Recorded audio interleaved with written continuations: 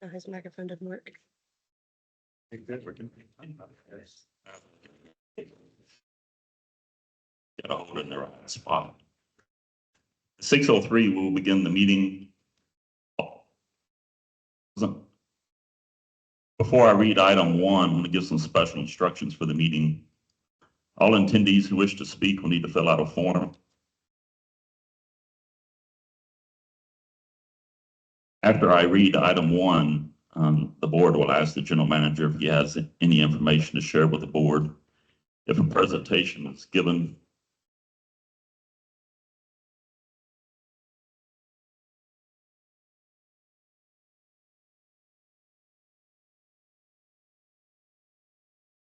give it back to me as if maybe I need to stand closer somewhere. If any presentation, the board may ask questions of staff, and we will not have the public have an opportunity to ask questions during that presentation. Once staff has concluded with their information to the board, then we will open it up for the public. The public will be given 3 minutes.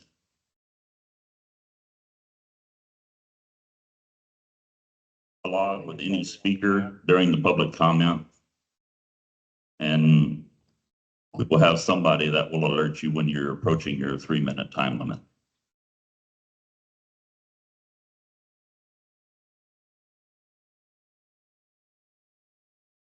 Permit applications.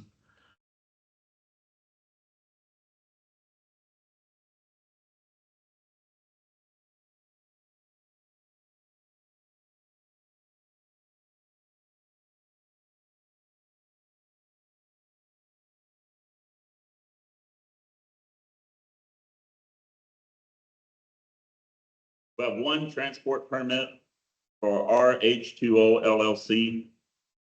I'm not going to read everything, but well number 1, well number 2, well number 3, Just well number 4, and well number 5. The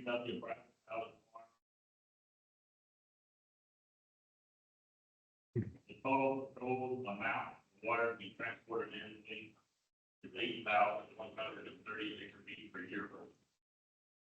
Item number 2, permit hearing on the following transport permit application. One transport permit for delivery days, Scott III. Well number 1, well number 2. UW Private Valley Farms LLC, co-applicant on this transport permit. Proposed amount of water to be transported annually up to 4,800 acre feet per year. Item number 3, permit hearing on the following transport permit applications. One transport permit for James C. Bryant. Well number 2, well number 3. UW Private Valley Farms LLC, to go out on this transport permit. The whole proposed amount of water to be transported annually is up to 4,115 acre feet per year. Item number 4, permit hearing on the following transport permit application. One transport permit for LB Moore LLC. Well number 1, well number 2. UW Bradford Valley Farm LLC, the co-applicant on this transport permit. The total proposed amount of water to be transported annually is 4,452 acre feet per year. Item 5, permit hearing on the following transport permit application. One transport permit for Casino Investment LP. Well number 1, well number 2, well number 3, well number 4, well number 5, and well number 6. UW Bradford Valley Farm LLC is the co-applicant. The total proposed amount of water to be transported annually is up to 10,348 acre feet per year. Item number 6, one transport permit for Eli Family Partnership LLC. Well number 1, well number 2, well number 3, well number 4, well number 5, well number 6, well number 7, well number 8. UW Bradford Valley Farm LLC is the co-applicant on this transport permit. The Total proposed amount of water to be transported into is up to 13,873 acre feet per year. Item number 7, transport permit for Twin Brazos LLC. Well number 1, well number 2, well number 3, well number 4, well number 5, well number 6, well number 7. UW Brazos Farm LLC to fill out on the transport permit. The total proposed amount of water to be transported in is up to 12,000 acre feet per year. That's all. Mr. Manager, do you have any information to convey to the board related to these? I do. I was instructed to do some modeling work to model out what the effect of the Simspro pumping effect would be. James Beach with AGS is here tonight. He's going to give a presentation to the board as to that effect. And afterward, the board may ask questions of James.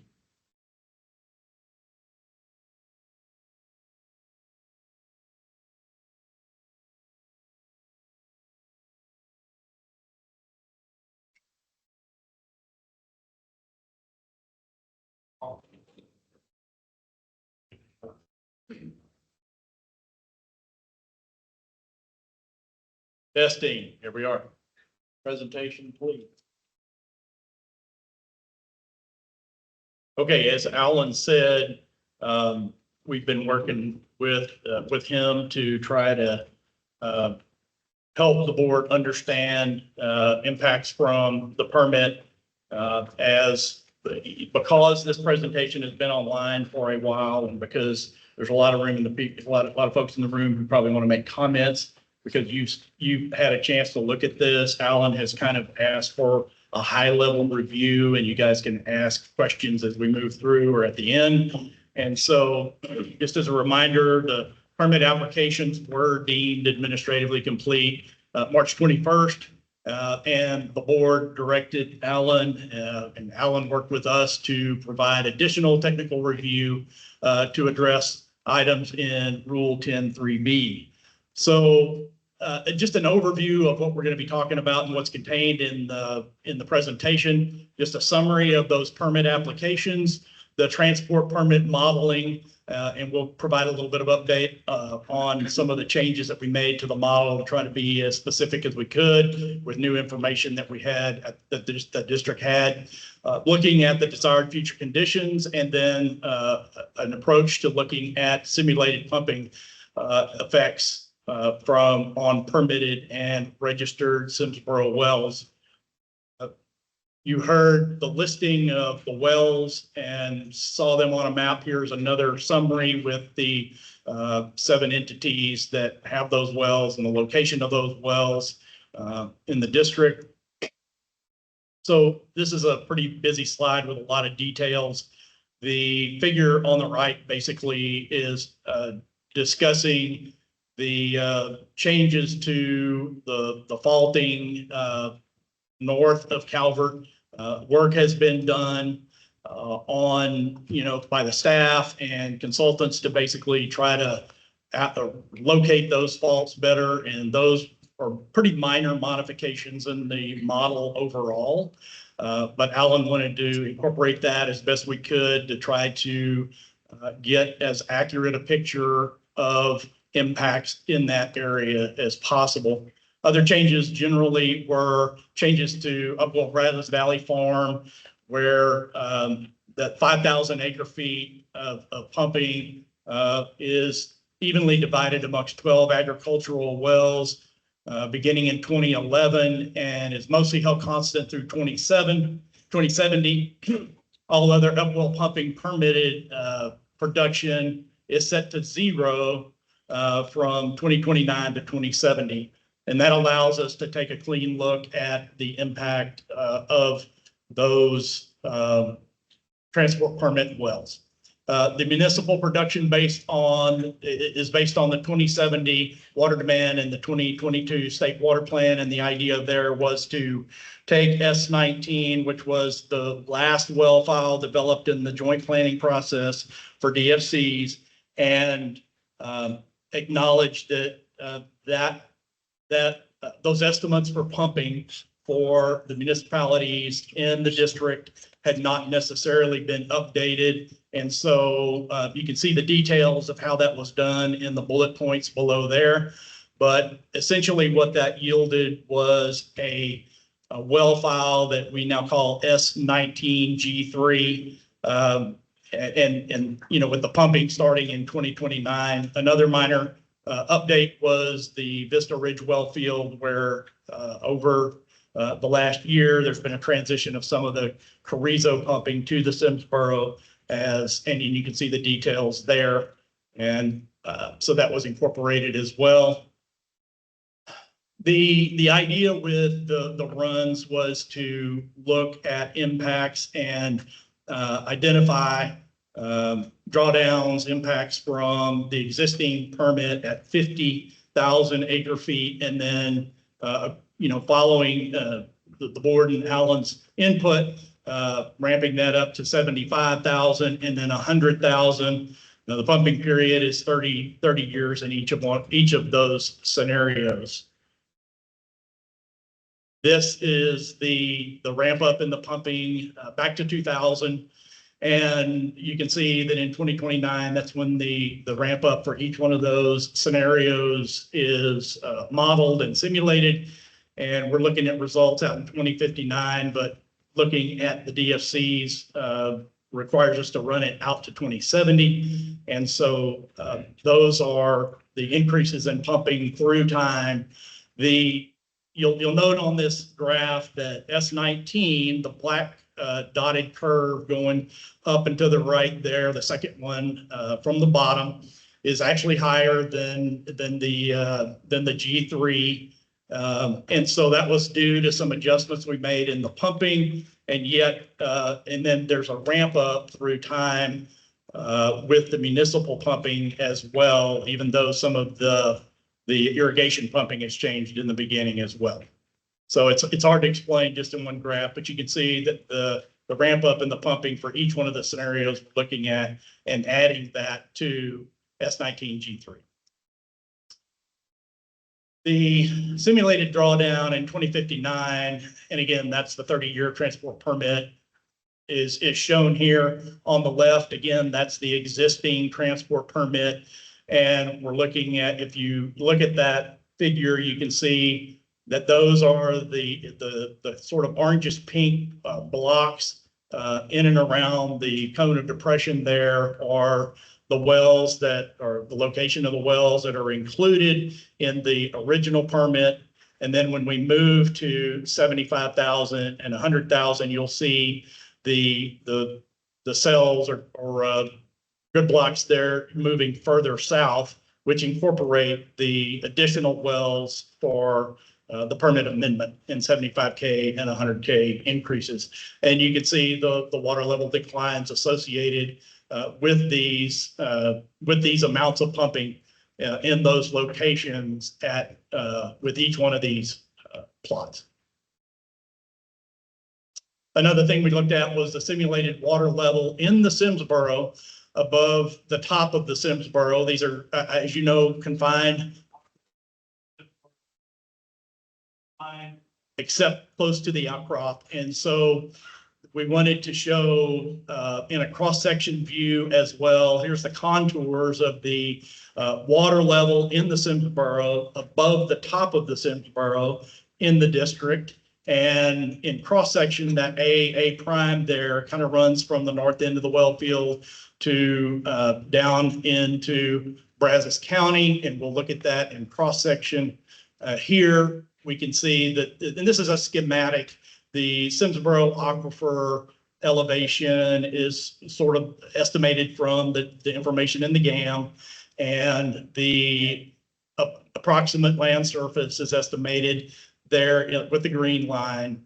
the simulated water level at 2059 with 100K of pumping from the permit and all other pumping is shown there with the blue line, the simulated water level. So generally, the Simsboro remains, fully saturated and water levels are dropping, but we wanted to show that in cross-section form as well. When we look at DFCs and the impact of pumping there, you can see with the S19, the Simsboro DFC or desired future condition is 262 foot at year 2070. That's where that black curve ends up there in 2070.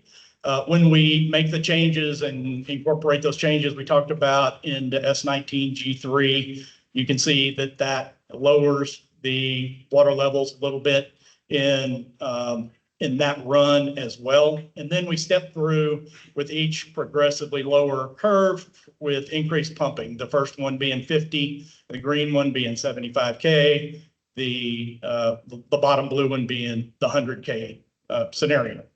And we just mark on here when those curves cross the currently adopted DFC.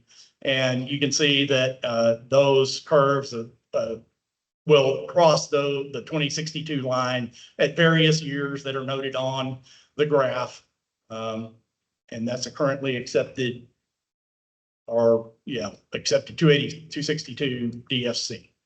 Also for the aquifers above and below, we're looking at the Carrizo, the Calvert Bluff, and the Hooper here. There is some impact in the Carrizo, fairly minor, but again, all that's relative. And then the Calvert Bluff above and the Hooper below, and you can see those impacts, how they cross the current DFC line and where they end up in 2070 for each one of those scenarios. When we look at drawdown from 2028 to 2059, based on all of the pumping and all of the impacts from Simsboro pumping and other pumping in the model, inside, outside of Brazos Valley, then these are the drawdowns expected in 2059 based on those total impacts. Again, 50, 75, and 100K. One way to assess the impact on permitted and registered Simsboro wells, and working with Alan, he's been busy trying to identify all the Simsboro wells out there. There are 612 permitted and registered Simsboro wells. This assessment does not allocate responsibility for impacts. It basically looks at the 2059 water levels and says what would happen to existing wells given that. The reason it does not allocate responsibility is because timing, magnitude of pumping, a lot of other variables that you have to make assumptions about would be required to make that allocation. And so what we're doing here is basically taking a snapshot for each one of those scenarios with our 2059 water levels and comparing that to well construction, what we know about well construction, and trying to get an idea if a well would need to be re-drilled, if a pump would need to be lowered. And the analysis does not include a lot of other factors such as age of wells, depreciation of wells and pumps, and standard maintenance, pump replacements that would be required or would be a part of normal operation. So for that reason, we say this analysis is by some assessment of impact to existing wells. And what we're seeing here in the graphs, starting on the left with 50,000 with the existing permit. And again, this is all the impacts included, not just the permit. This is all of that pumping from the total drawdown shown in the previous contours. We take that 2059 water level and we compare that to pump construction, and we see For the 50K run, the existing permit, you've got well pump lowering, and 366 wells, 120 wells re-drilled, and 99 where no work would be required, and then 27 where it's difficult to make an assessment because the drawdown or it's outside the model grid. So when we take, then we move to the right on this graph and take the next run at 75K, you can see there's a little bit more, a few more wells that need their pumps lower, and there's likely more wells that would need to be re-drilled. And when we move to the 100K, we get fewer wells where the pump need to be lowered, but you get more that where the wells would need to be re-drilled. So that's the general assessment. And again, to be clear, that's from all impacts. We're not allocating for impacts to any particular user. It's just all the impacts in the Assembly Borough and with each one of those scenarios. And when you look at those on an individual basis, you get maps like this, and you can see where the red triangles indicate where the re-drilled wells are estimated to be, and then the well pump lowering in the green dots at each pumping level, each scenario. And again, this is with all impacts from all pumping. And that is the end of the presentation. Y'all have questions?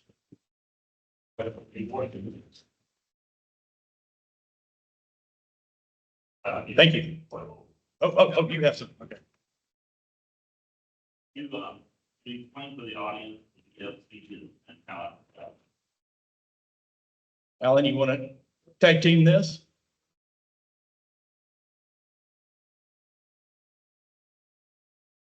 Would you repeat the question, please?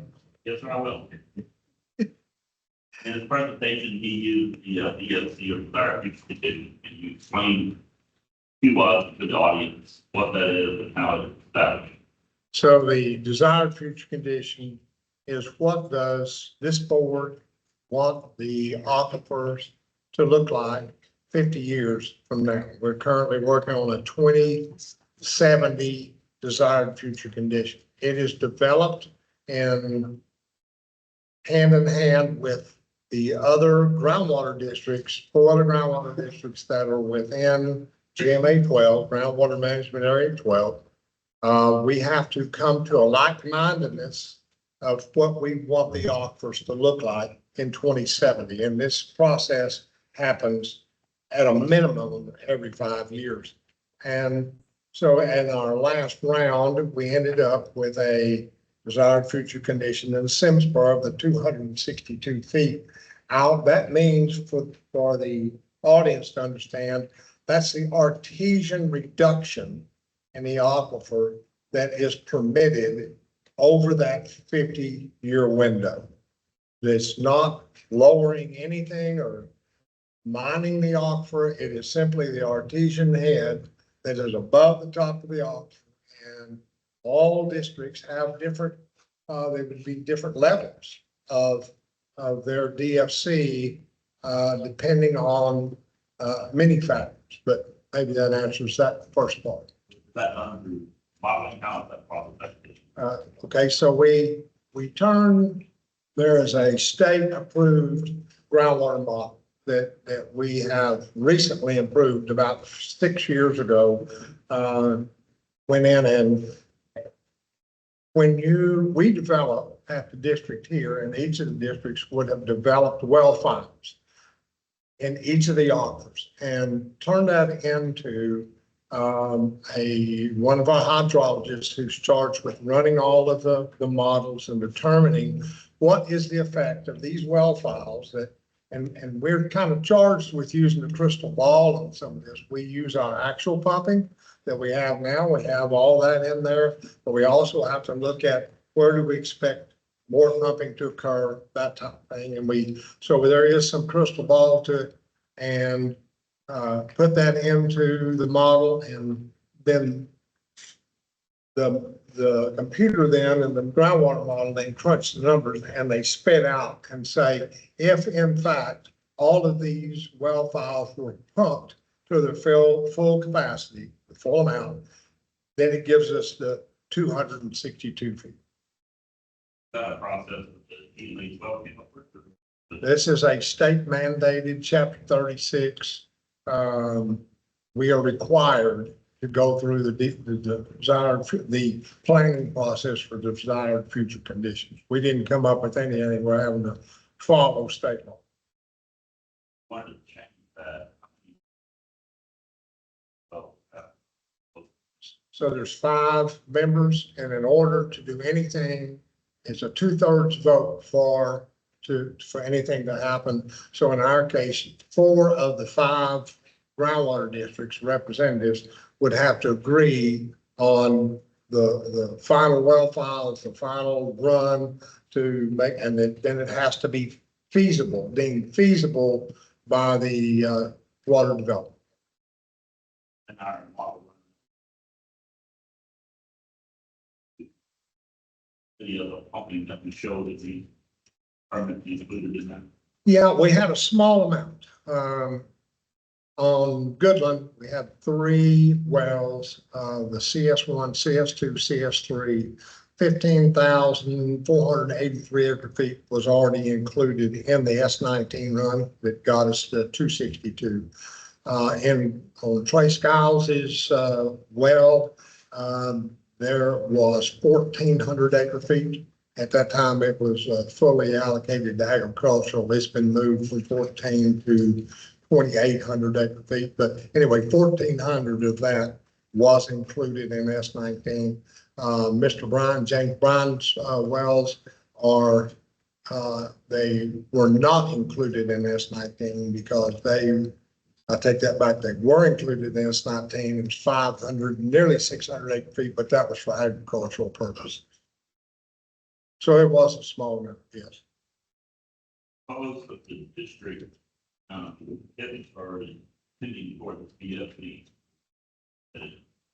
We approve the permit, or we don't approve the permit, we're approaching BFD. If the district have rules in place to mitigate pumping so that we don't get to BFD. We certainly do. We have, our curtailment rule, which is, I believe it's rule 7.2, which goes through the process of, we've set triggering levels so that as we approach the DFC, and the DFC so everyone understands, it is a regulatory number. It's not a play around number.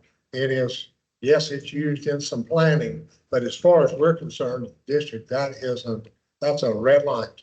You don't go past the DFC. So when we did our curtailment bids, it was when we get to 65% of the DFC, so 262 times 0.65, whatever that number is, then that's our first trigger level that we would say, okay, we need to evaluate where we are. Are there management things, different strategies we need to implement? Do we need to put in management zones? We will have public meetings and take public comment. That's at 65% of the DFC. Then we'll go along, when we get to 80% of the DFC, we have exactly the same thing happens, it puts everyone on notice that we're getting closer and everybody needs to be paying attention to alternative sources. There's just a lot of things that not just the board needs to be doing, but everyone that's a producer, because everyone is at this point in our curtailment rule, if you're pumping from the Simsboro Aquifer, you will take some type of a haircut from your permits in order to allow any new pumpers to come in once we get to curtailment. When we get to 90%, it's not all pumped. That becomes the cap. We don't allow it to ever get to 100%. So we have a mechanism in place, Jason, to literally cap the pumping at 90%. And what all in the world that does is, I have another person that comes in and says, I have not exercised my property rights yet. I want a Simsboro well or whatever offer it might be. And in order for that to happen, everybody that's pumping from the Simsboro is going to take a small haircut in order for that next person to come in. And of course, that person's gonna take right off the top, they're gonna get some taken off. And, it literally becomes the cap.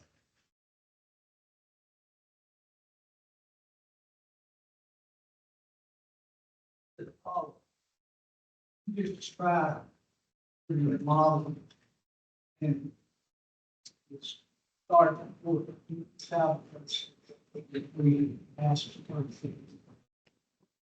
So I saw 100,000, if we were to add 100,000 on there, and we went full bore, they began immediately pumping 100,000 acre feet in 2029, you'll cross the line in 2036. Curtailment will be in place in 2036. And that's for all permits. That's not just for the new ones. This is for every permit that's in the Simsboro, whether it's a historic use well, or whether it's just a typical operating permit. I think based on permitted value or the actual value. Estimated, we curtail off of actual measured production, not off permitted amounts, off of actual permit, production. If you do it the other way, you can have lots of extra permit space. You start curtailing off of permit space, you don't actually take a curtailment, you don't take a cut. We spent about 2 years on 7.2, trying to figure out and talk to every single category of user, whether it's agriculture, steam, electric, public water supply, municipal, and we all got in, and we spent 2 years getting this thing in place.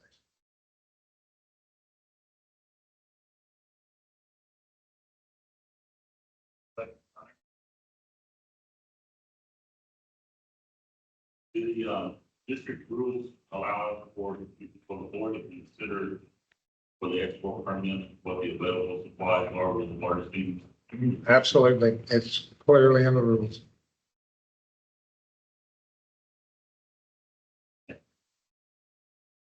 Yeah.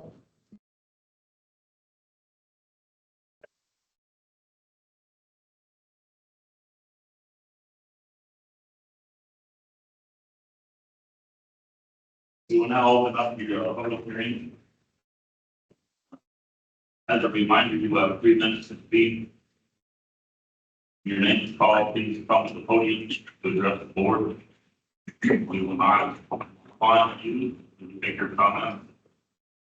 First speaker is Andrew Spear.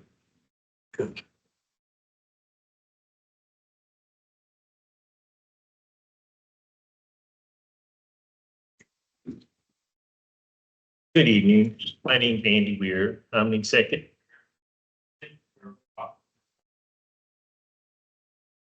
owners in Burleson, Milam, Bastrop, and Lee counties. But we're impacted by your decisions here tonight. We participate in the groundwater management area number 12. I handed out some written comments that y'all will have. SAWDEF, as we call our organization, has reviewed the presentation materials for these proposed permits. And we offer the following recommendations to the district. We urge you to take time in considering these permits and to request additional information. So in the presentation, there's a few things that I think gets revealed by the very comprehensive technical review by your hydrological consultant. But in the drawdown that they showed you, the available drawdown is important. They showed you that there'll be 200 acres, 200 feet of available drawdown in the northern Simsboro at the 100 acre feet of production. However, that's only 50% of what's available today. So by a 100,000 acre foot permit, you reduce the available drawdown. And so the numbers that I put on the graph there tell you the changes in available drawdown with the various permits. and what the average would be. So those are rough calculations.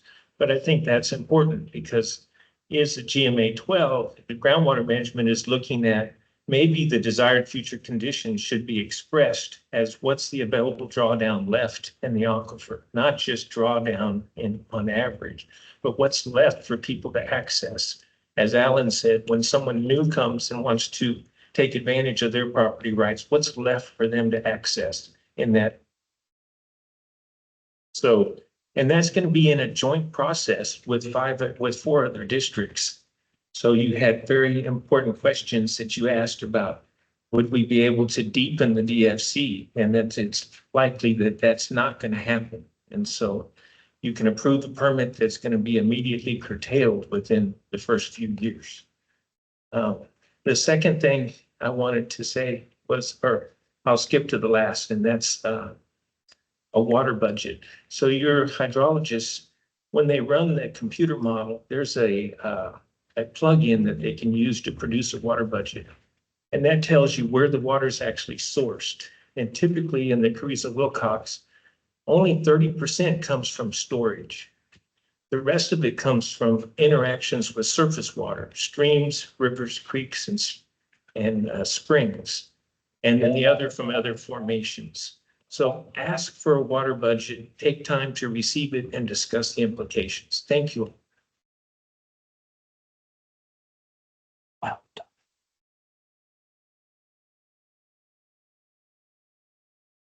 That's the piece. But Yes, well, let me come up there.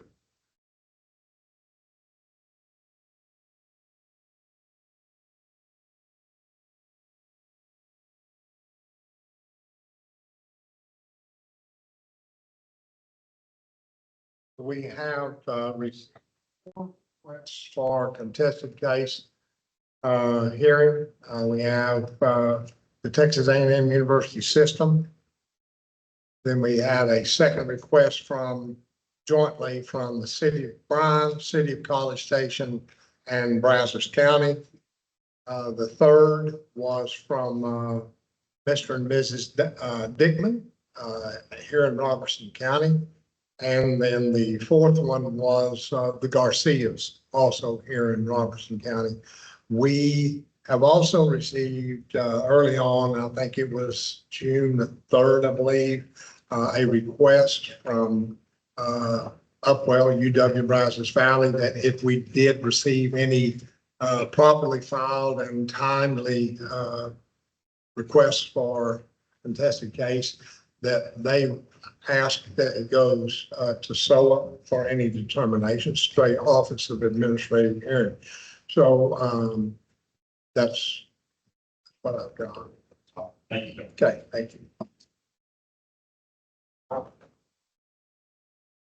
If anybody in the audience, if you want to see any of the documents, they're online at our Brazos Valley GCD.org. And these documents are going to be under a folder that says correspondence, comments, and contested case requests. So that's all on any request, any comments we've received tonight.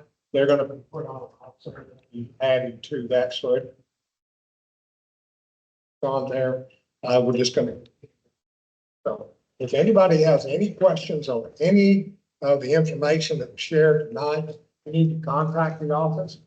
We make it available to you. Most of it is already online in a great detailed way, but we'd be more than happy to walk you through any of it. Okay?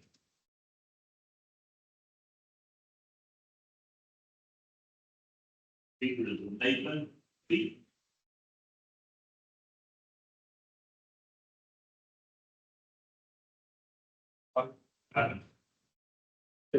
There it is. My name is Nathan Chaperlik. I'm just a landowner here.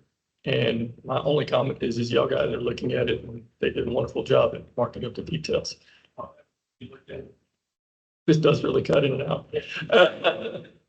When you look at it, y'all are starting off and only looking at 2020's DRFC.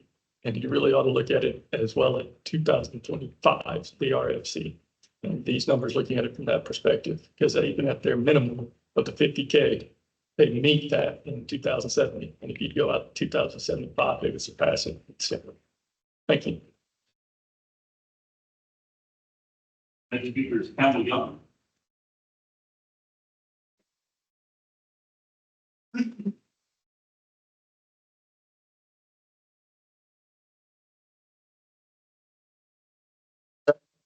Good evening, directors and members of the public. My name is Campbell Young, and I'm the general manager of Welborn Special Utility District. I'm responsible for supplying drinking water to nearly 10,000 homes in Brazos and Robertson counties. The transport permits under consideration will directly impact the public infrastructure I'm entrusted with. As shown by the groundwater district's modeling, if the full transport permit is approved, all of Welborn SED's Simsboro wells will require extensive modification within the next 10 years. The cost of these modifications and those required by other local entities far exceed the remediation funds that have been committed by the permittee.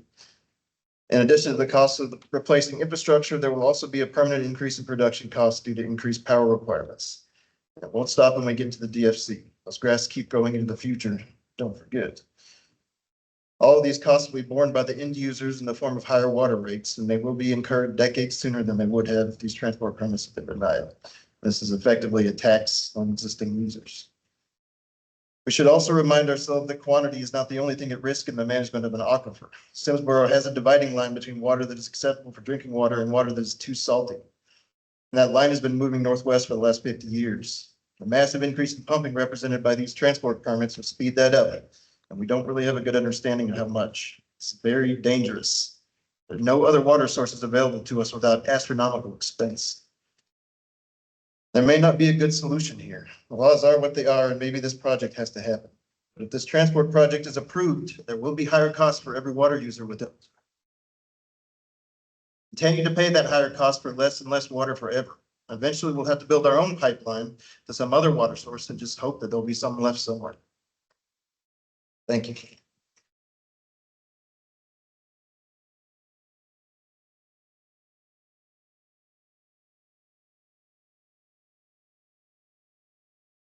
Thank you, ladies and gentlemen. I'm Donald Threadgill. I'm a county commissioner here in Roberts County Precinct 2. And y'all are entrusted to look after our water. And I commend y'all for what y'all do because y'all got a pretty good job on y'all's hands to keep this up. But I'm here to advocate that we do not allow this much water to transport out of our county because our future generations was here.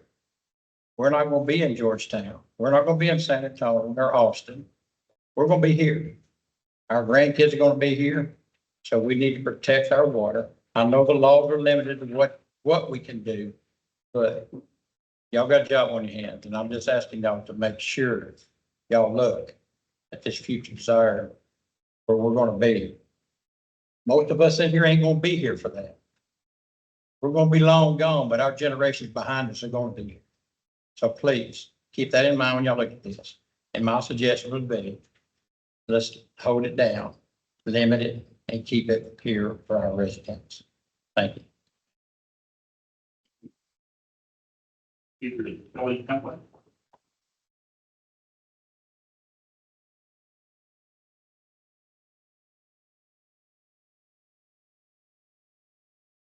Good evening. My name is Kelly Temple. I'm the director of the Rellis campus. You've received a letter that is signed by Chancellor John Sharp and Texas A&M University President Mark Welsh. I won't reiterate all the points made in that letter, but I do think it's important to point out that the system operates 7 wells. 3 of those are Simsboro wells. They supply 100% of the water for the largest student body in the United States of America. And I can tell you with some confidence that that population is going to continue to grow at a rapid rate.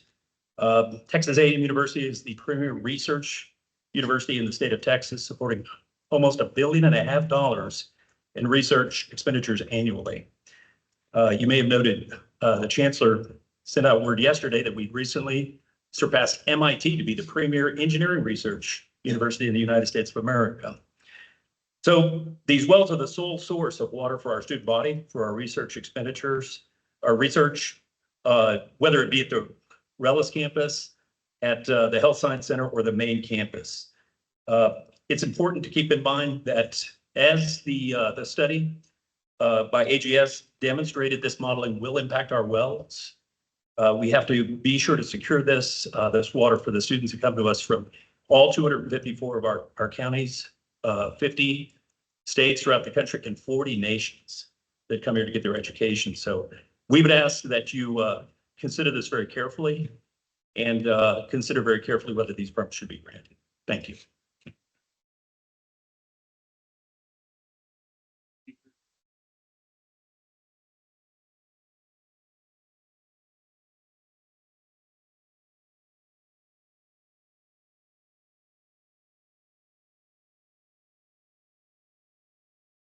Thank you, Mr. Day, members of the board. My name is Mark Holscher. I'm a proud third-generation owner and caretaker of what I consider to be some of Robertson County's finest farmland. I fully appreciate the importance of water to the community. Together, my brother and I steward this land and its resources for our children, and their children's children. We take the responsibility seriously. We respect the long-term implications of what may outlive us. With this in mind, we aligned ourselves with UW Brazos Valley Farm for a groundwater transport project because UW BVF demonstrated a commitment to sustainable pumping and a proactive approach to well mitigation measures where and if needed. Every step of this project has met or exceeded the applicable rules, including all the rules that aim to protect existing wells like Texas A&M's, City of College Station's, City of Bryan's, and our neighbors. While I understand the protectionist reaction to the project, opposing the pending transport application only wastes time, money, and effort. It will only delay and burden local landowners undertaking responsible and thoughtful development of their private property in support of regional and statewide water supply needs. Private property rights are clearly defined in Texas, including with respect to groundwater. We applied for and were granted groundwater production permits in alignment with these principles. When Brazos Valley Groundwater Conservation District issued our production permits back in September, it did so with full consideration of all applicable district rules and the laws of Chapter 36 of the Texas Water Code. We went above and beyond what was required by the law and offered mitigation options, including funding a well assistance program and agreeing to an aggregate annual cap on the entire project. The permitting process for the production permits was open to the public. Neither the City of Bryan, the City of College Station, Texas A&M, nor our neighbors did not comment on their production applications or otherwise reach out to us about this project. We also followed all BVGCD and state rules for submitting detailed transport permit applications that are now up for consideration by the board. Anticipating the risk of protectionism, including where significant in-district pumpers hold sway over the district, Texas legislature has specifically guarded these types of permits from discriminatory action. To better meet the pressing regional water demands, the law requires that the district consider these transport permits in a fair, impartial, and non-discriminatory manner. When a transport application meets the applicable rules, it should be granted, just like a production permit would be. With that in mind, protesting only wastes taxpayer money, district resources, unnecessarily burdening me and other applicants when the underlying process has been consistent, fair, and completely transparent. Project offers a proactive solution to pressing regional water needs that are not going away. We appreciate your consideration.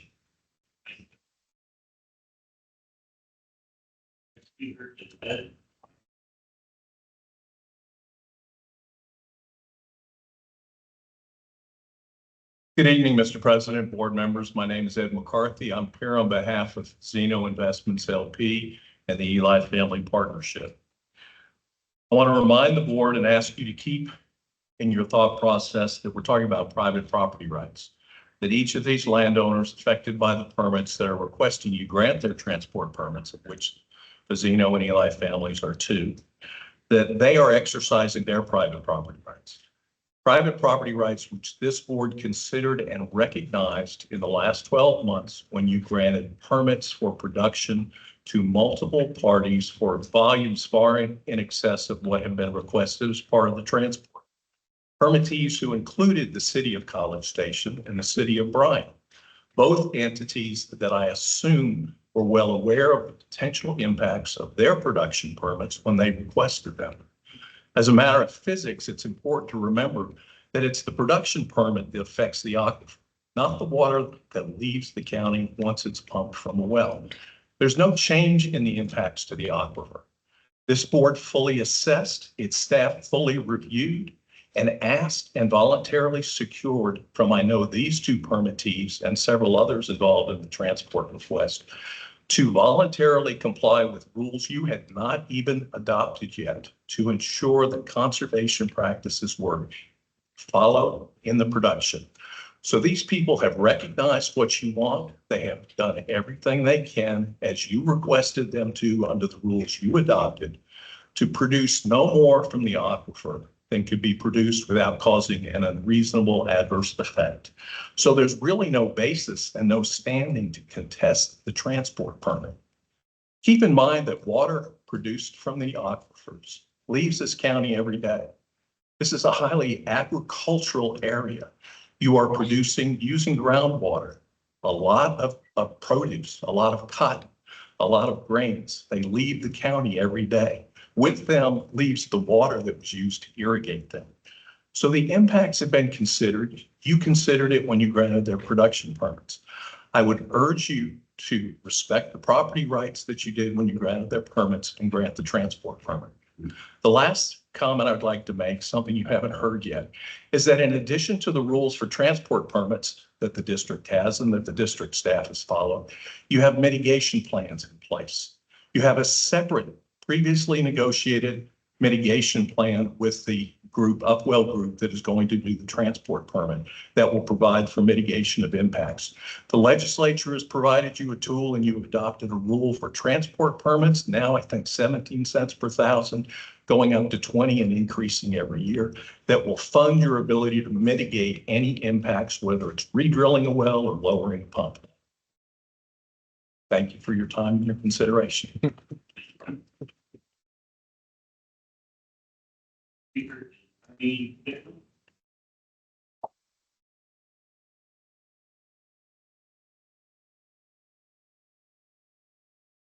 Good evening. I'm speaking to contest a case hearing request concerning UW Brazos Valley Farm LLC permitting for 48 new transport wells in Robertson County. Dear Board, my name is Ermine Dickman. My husband and I own the Double E Ranch in Robertson County, which is comprised of 2 pieces of property, one on Gordon Egg Loop, serviced by Twin Creek Water Supply, and one on Bishopville Road, supplied by Robertson County Water Services. We raise cattle and hay. We request a contested case hearing in this manner, and we oppose this board issuing any permits to the permit applicant. The rationale: probable overpumping and depletion of the Wilcox, Carrizo, and Simsboro aquifer below the DFC. These new wells, in addition to the already permitted and contracted EPCOR wells, have the potential to deplete the aquifer to the point of low water access or even having wells run dry. While Texas law clearly establishes the water rights for the landowner or water supply company, it is unclear whether an entity has the right to deplete an aquifer to the point that all landowners have to either re-drill wells or go without water. EPCOR already has a contract with the city of Georgetown to pump 32 million gallons per day of treated groundwater with initial delivery by 2030. Although permitting money goes to landowners who may be affected by these transport wells through deepening or re-drilling as the aquifer goes down, anyone who is priced the drilling and completion of a water well might wonder if the permitting money available could meet landowner needs. Thankfully, the Brazos Valley Groundwater Conservation District is tasked with managing the aquifer, and while this will hopefully ensure that the DFC will not fall below curtailment measures, who is to say that the flood of permitting applications will not overwhelm the aquifer? I am concerned that if transport wells continue to be drilled as a way to mine the aquifer without concern for how much it will affect our water supply, we could end up with an aquifer like the Ogallala in West Texas, which has been depleted so much that the once extensive cotton and other agricultural products have had to be severely curtailed forcing many farmers and ranchers out of business so the water could be transported to population centers. Surely foresight in this matter is preferable to hindsight. Thank you. Speaker John Pedro.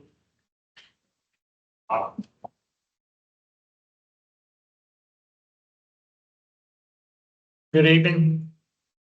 My name is John Pettigo, and I am the president of Twin Creek Water Supply Corporation, which is a small water supply entity serving an area in southeastern Robertson County. I'm here in support of a contested hearing and to protest all of the applications submitted for transport wells, including but not limited to BBTP 002, BBTP 003, BBTP 004, BBTP 005, BBTP 006, BBTP 007, BBTP 008.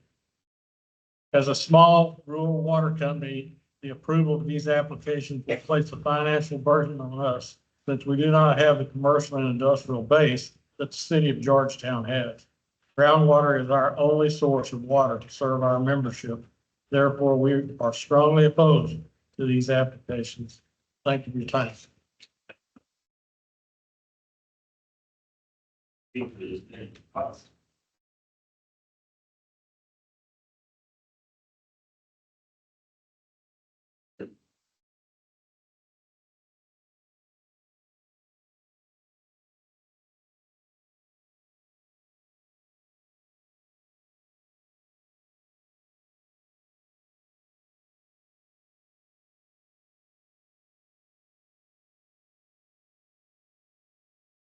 Good evening. Nick Lutz, representing RH2O LLC. My family's owned land here in this county for 120 years. As a landowner, the family chose to invest in securing production permits by working with legal counsel and consultants. Our 5 production permits were issued with effective date of September 14th, 2023. I am speaking for myself and my family, and also other landowners that may be present that have production permits. We've applied for transport permits as a part of an overall project with QW Brazos. We appreciate the district's prompt review, processing, and ultimately issuance of these transport permits to go with our already issued in hand production permits.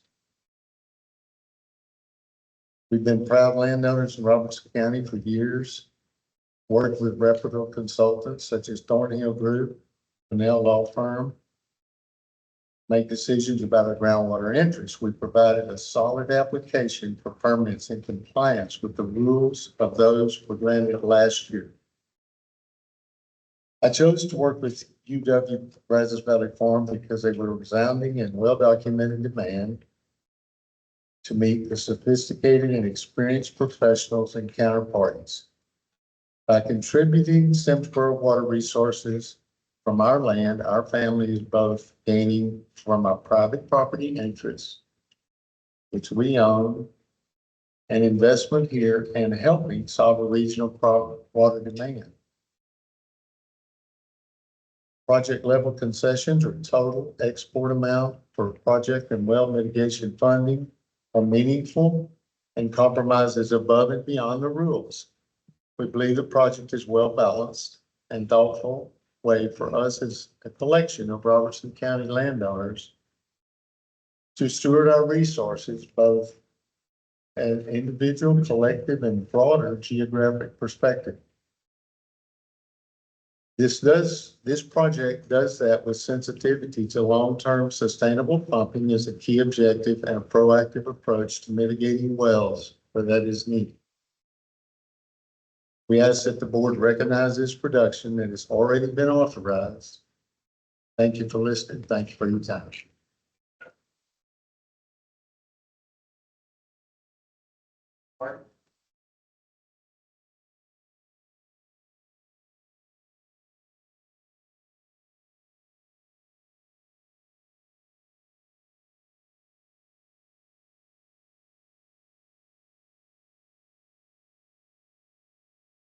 Good evening. My name is Lori Hart, and I appreciate the time to be able to talk to you. I'm relinquishing my time though for Kathy Goss. Kathy Goss.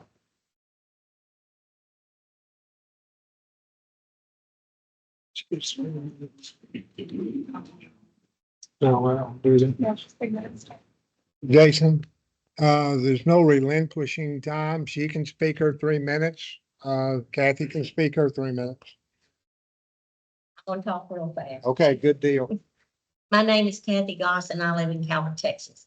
We applied and received our water permits and we are not participating in the current water project. So I have nothing to lose or gain by speaking to all of you at this time.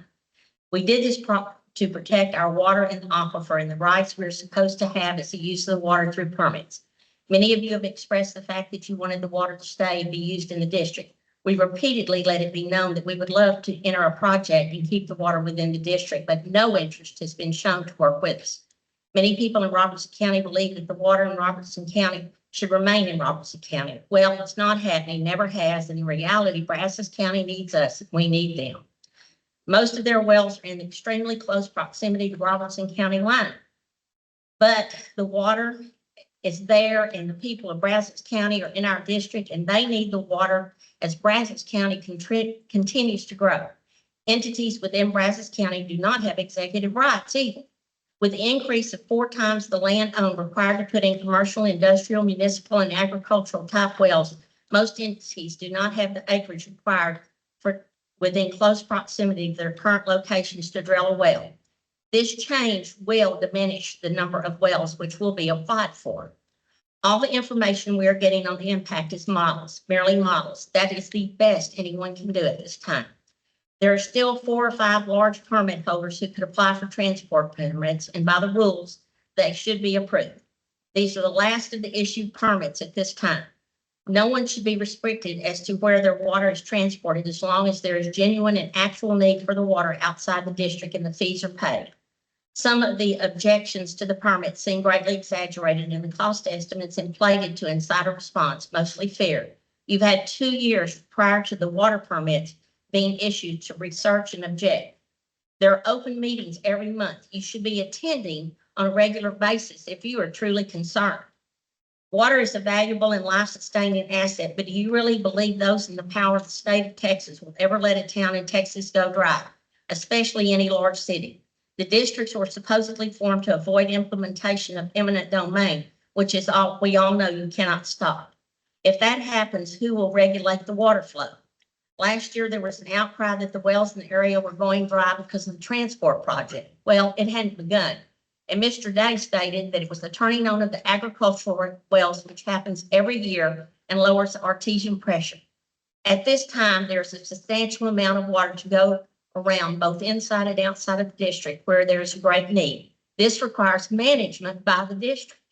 Times have changed. The population of Texas has exploded and the water will be transported to other areas in the future by necessity. It is going to happen. Stop, think, admit it. In truth, the real objection is not to the amount of water that will be produced, but the fact that it's leaving the district and it is going toward production of items that are sold out of the district. There would be no outcry. Previous transport permits were issued and you cannot withhold these. That would be an act of discrimination. You have passed the rules, now pass the transport permits. It is your obligation, and thank you for allowing me to speak today.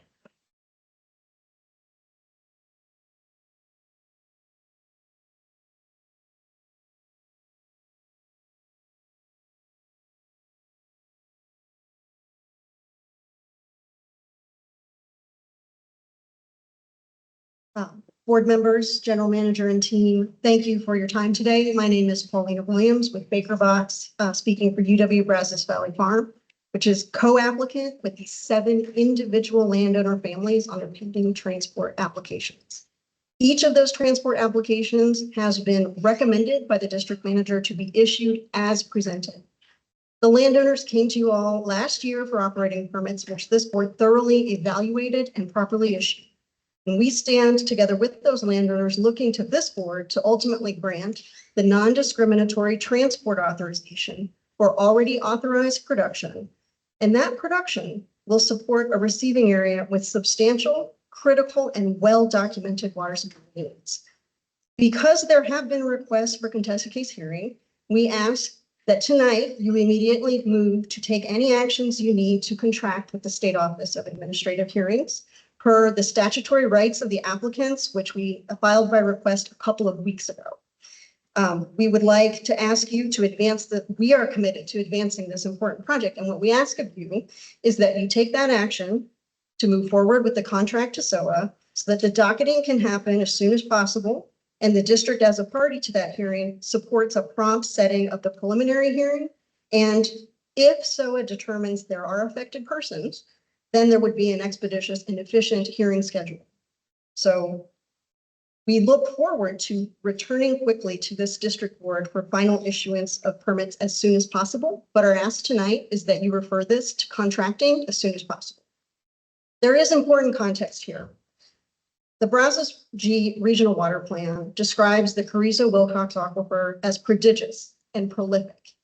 Consistent with that fact, the technical evaluation by both the applicant and the district's professional hydrogeologist confirms that even with this authorized production, the Simsboro will remain fully saturated, and there will be hundreds to thousands of feet of remaining available drawdown, even with aggressively conservative assumptions. Transport of already authorized production makes no difference to those conclusions. The volumes could be produced, bottled, and sold under the permits that are in place today. The transport project collectively will provide a responsible and appropriate way for the region to avoid constraints on growth and economic development, and the state to continue to be a place where businesses and people seek to come and thrive. And all of that is happening with sensitivity and the means to address needs within the district. These landowners have investment-backed expectations to develop groundwater to which they have recognized property rights. Those rights are being exercised to steward their resources in this community and in the broader region. And by participation in a regional project, the transport supports what we hope is a broadly shared goal of local, regional, and statewide water security and success. Thank you for your time tonight.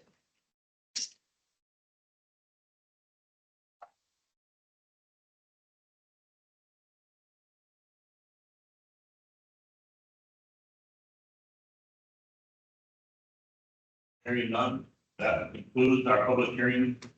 We will not have any action items tonight, and we are adjourned.